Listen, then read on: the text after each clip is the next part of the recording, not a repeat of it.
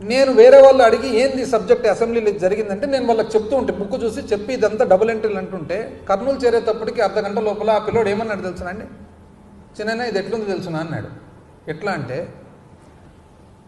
ఒక భర్త భార్యకు ఇంటి ఖర్చులకు 25,000 ఇచ్చి కొడుకుకు పాకెట్ మనీ కింద దాంట్లో 5,000 ఇవ్వమని చెప్పి తీరా ఇంటికి పోయినాక నీకు 30 కదా ఇచ్చినది అంటే భార్య ఉండి 30 కాదండి 25 అంటే 25 నీకు 5 కొడుకు కదా ఇచ్చినది అని.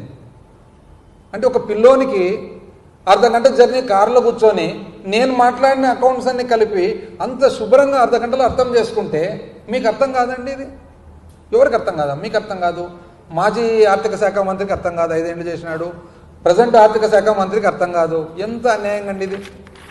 ఇది కాక నెక్స్ట్ ఏమంటారండి, కాక్కు కూడా లెక్కలు ఇవ్వలేదంట. కాక్కు ఇవ్వలేదంటే లెక్కలు, కాక్కు లెక్కలు ఇవ్వకుంటే కాకు రిపోర్ట్లు ఎట్లా వచ్చినాయండి ఇవి?